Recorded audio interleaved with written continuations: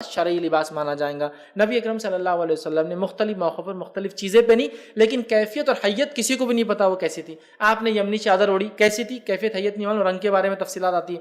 آپ نے ایک یمنی کوٹ پہنا، کیسی کیفیت حیت ہم کو نہیں پتا، لیکن کوٹ تھا اوپر سے۔ مشہور واقعہ ہے کہ یمن سے عمرو بن عاص رضی اللہ عنہ آئے، ایمان نہیں لائے تھے ابھی، اس زمانے کی بات ہے۔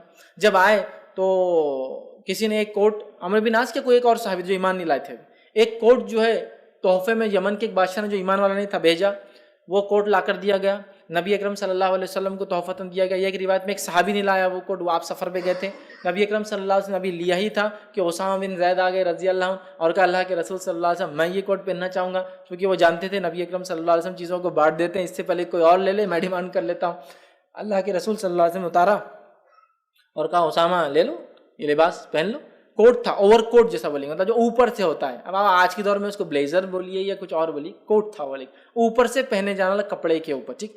تو اسامہ بن زید رضی اللہ عنہ نے لیا، آپ نے اس کو ڈالا، اپنے آنکھ پر ڈالا اور ڈال کے خوش جانے لگے کہ آپ صلی اللہ علیہ وسلم نے تحفہ دے دیا مجھے، میں نے ڈیمانڈ کیا اور آپ نے ایکسیپٹ کر لیا۔ جانے لگے، منافقین میں سے کچھ منافق کھڑے تھے، کہا اگر یمن کا بادشاہ یہ دیکھ لے کہ غلام کے بچے نے یہ پہن لیا تو صدمے سے مر جائیں گا، صدمے سے مر جائیں گا۔ تو اسامہ بن زید نے سن لیا۔ سننے کے بعد جب انہوں نے سنا تو وہاں پہنچے اور پہنچ کر کہا کہ میرا باپ اس کے باپ سے اچھا تھا، میرا باپ مطلب میرے والد اسامہ، اس کے باپ مطلب زید اس کے باپ سے اچھا ہے چونکہ ایمان کے اعتبار سے، اور میں اس سے اچھا ہوں اس لیے کہ میں ایمان والا ہوں، غلام ہوں تو کیا ہوں، ایمان والا ہوں۔ صحابہ احساس کمتری میں ملوث نہیں تھے لباس کے معاملے میں، یہ کہا میں اس سے اچھا ہوں میرا باپ، ایمانی اعتبار سے، تکبر کے اعتبار سے۔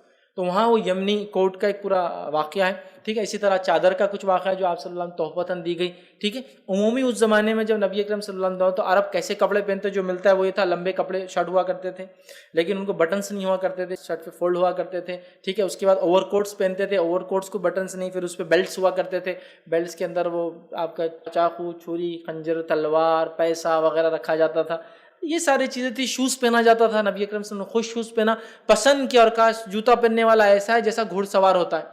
گھڑ سوار نیچے کی موذی جانور کیڑے مکوڑوں سے محفوظ رہتا ہے نا، تو شوز پہننے والا بھی گھڑ سوار جیسا ہے، مطلب وہ بھی آس پاس کی گندگی، غلاظت، کیڑے مکوڑوں سے اپنے پیروں کو محفوظ کر لیتا ہے، ٹھیک۔ تو شوز ہوتا تھا، شوز لیکن لمبے ہوا کرتے تھے، جس کو لمبے تاکہ اوپر تک آتے تھے ٹخنے، یا کئی بار آدھی مچھلی تک وہ کور کرتے تھے، یہ ساری چیزیں، لیکن اس کی کوئی تفصیلات، حیت، کیفیت، ڈیزائن کچھ بھی نہیں ملتا۔ کیوں؟ اگر یہ اتنا امپورٹنس ہوتا ہے کہ اس کو ایسے ہی پہننا ہے تو یقیناً صحابہ اس کو لکھتے تھے، نہیں لکھنا۔ یہ دلیل ہے اسلام ایک عالمی مذہب ہے اور ہر دنیا کی قوم اور ملت اس میں شامل ہو سکتی ہے، جب تک وہ لباس کی کرائٹیریا میں فٹ ہو جائے جو دیے گئے، بس وہ اسلامی لباس ہے۔ پھر عین سنت لباس کیا ہو سکتا ہے؟ تفصیلات کچھ بھی نہیں ملتی۔ آپ شمال ترمذی بھی اٹھا لیجئے جس میں پورا خصلت نبی اکرم صلی اللہ علیہ وسلم کی عادت، اطوار اور خصلت جمع کی، کنگا آپ کا کیسا تھا، تیل آپ کیسے لگاتے تھے، سرما کیسے لگاتے تھے، بال کیسے جماتے تھے، لباس کی یہ ملیں گی، چادر فلاں فلاں، ڈیٹیلز نہیں، کوئی لباس کی ڈیٹیلز آپ کو نہیں ملیں گی، سمجھ؟ کیفیت اور حیت۔ تو اس سے